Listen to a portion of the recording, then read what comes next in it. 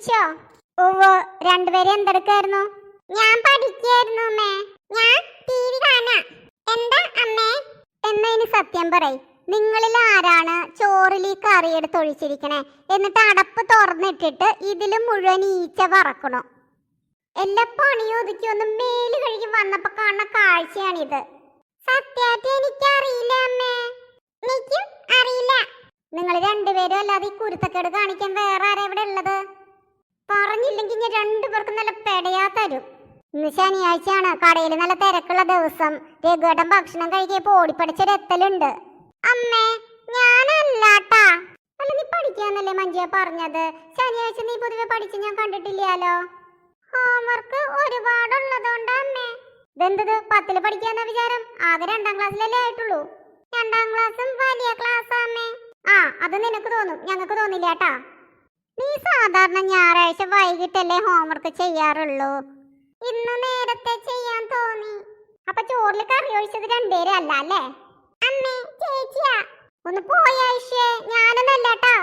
എനിക്ക് തോന്നണത് മഞ്ജുവെ നീ തന്നെ ആയിരിക്കും എന്നാണ്. എന്താ ഇവിടെ ഒരു ബഹളം? ഈശ്വര, രഘുവേട്ടനെത്തി.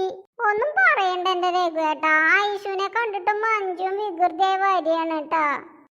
അച്ഛൻ ഞാനല്ല അച്ഛ, സത്യാണ് അച്ഛ. ഐ, നീ ഇങ്ങനെ കരഞ്ഞു കണ്ടിട്ടില്ലല്ലോ മഞ്ജുവേ. അല്ലു, കുട്ടിക്ക് നല്ല വിഷമായില്ലോ. എന്ത് തെളിവ് വെച്ചിട്ടാണ് നീ ഇങ്ങനെ ഇവളോട് പറഞ്ഞത്? അത് ഇന്നലെ എന്റെ കിച്ചൺ ഗ്ലൗസ് കാണുന്നുണ്ടായിരുന്നില്ല. നോക്കിയപ്പോ ഇവള് കയ്യിലെടുത്തിട്ടിരിക്കണു. അതമ്മ പറഞ്ഞ് പൂജക്കുഞ്ഞുങ്ങളെ എടുക്കുമ്പോ നഖം കേറുന്ന്. അതാണ് ഇവിടുത്തെ ഗ്ലൗസ് എടുത്തിട്ടിട്ട് പോയത്. എന്ന് വെച്ചിട്ട് ചോറ്റുപാത്രത്തിൽ ഞാൻ കറി ഒഴിക്കില്ല അച്ഛാ. കരയണ്ടാട്ടാ. അല്ല, ഇപ്പൊ കേറി വരുന്ന വഴിക്ക് TV റിമോട്ടിന്റെ അടുത്ത് സോഫയിൽ ഒരു സ്പൂണ് കണ്ടുല്ലോ. ആയിഷേ, അവിടെ നിക്ക്. എവിടേക്കാ നീ പോണേ? ഞാൻ കളിക്കാൻ പോവാ. ആദ്യം ഇങ്ങോട്ട് വരിക, പിന്നെ പോവാം. എന്താ അച്ഛാ? സത്യം പറയ്, ഇതിൽ കൂട്ടാനാക്കിയത് ആരാണ്? ഞാനാണോന്ന് ഒരു സംശയം. അമ്പടി ഭയങ്കരി, ഇവളും കൂടി പറഞ്ഞു മഞ്ജു ആണെന്ന്. അതുകൊണ്ടാണ് ഞാൻ അവളെ ശിക്ഷിക്കാൻ പോയത്. ഇപ്പൊ നിനക്ക് ഞാൻ തരൂട്ടാ. കല്ലു, അടിക്കാനൊന്നും നടക്കണ്ട. കുട്ടിയെ വേറെ രീതിയിൽ നമുക്ക് ശിക്ഷ കൊടുക്കാം. ആയിഷു എന്ന് ഒരു കാർട്ടൂൺ ചാനലും കാണില്ല, മനസ്സിലായല്ലോ? ഇതിന് ഒരു മാറ്റം ഇല്ല. പോയിക്കോളൂ. വെറുതെ നീ എന്റെ കുട്ടീനെ കുറ്റം പറഞ്ഞു അല്ലേ? പോട്ടടാ മഞ്ജുട്ടിയെ. എന്നാലും അമ്മേനെ തല്ലിയിരുന്നെങ്കിൽ വേദന മാറുമായിരുന്നോ? അശുവിന്റെ വാവേ, അമ്മ സോറി പറയാടാ. എന്നാലും ഞാൻ സത്യം പറഞ്ഞിട്ട് അമ്മ വിശ്വസിച്ചില്ലല്ലോ. ഇനി മോള് പറഞ്ഞ അമ്മ വിശ്വസിക്കാട്ടാ. ഇപ്പൊ പിണക്കം മാറിയില്ലേ?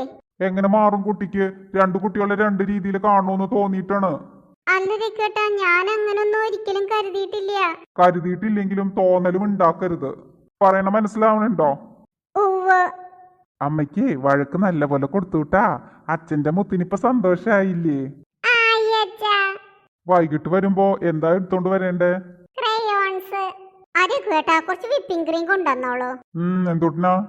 നമ്മുടെ ചക്കയൊക്കെ പഴുത്ത് വിളഞ്ഞ് നല്ല പാകായിരിക്കണു, നല്ല മധുരം. അത് വെച്ചിട്ട് ഇവർക്ക് ഐസ്ക്രീം ഉണ്ടാക്കി കൊടുക്കാം. വീട്ടിലെ ആവുമ്പോ നല്ല ഹെൽത്തി അല്ലേ. അത് മാത്രല്ല, യാസുവിന്റെ റെസിപ്പിയാണ്. യാസു ആന്റി നന്നായിട്ട് കുക്ക് ചെയ്യും. നല്ല മണം വരൂട്ടാ അവിടുന്ന്. അത് ശരിയാണ്, നല്ല കൈപ്പുണ്യാ. കൊറേ മലബാറി റെസിപ്പി അറിയാം, എല്ലാം പഠിച്ചെടുക്കണം. കേട്ടോ മഞ്ജുവേ, അമ്മ ഇനി ഒരു പരീക്ഷണം അങ്ങോട്ട് തുടങ്ങാണ്. നമ്മളെ പരീക്ഷണ വസ്തുക്കളാ? അതെ അതെ. ഒന്ന് പോയേ രണ്ടും. അശ്വ സംസാരിച്ചിരുന്ന സമയം പോയി. ഉച്ചക്ക് നീ എന്താ കഴിക്കുക? രാവിലത്തെ ഇഡ്ഡലിയും സാമ്പാറും ബാക്കിയുണ്ടോ? ഓ, കൊറേ ഉണ്ട്.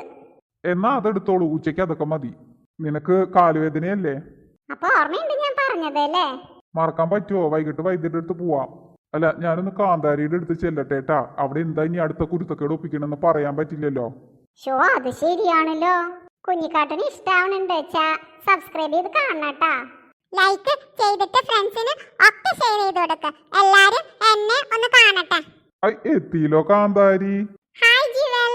വേറെ ആരെങ്കിലും പേര് പറയാൻ വിട്ടുപോയിട്ടുണ്ടെങ്കിൽ കമന്റിൽ എഴുതണം ട്ടാ.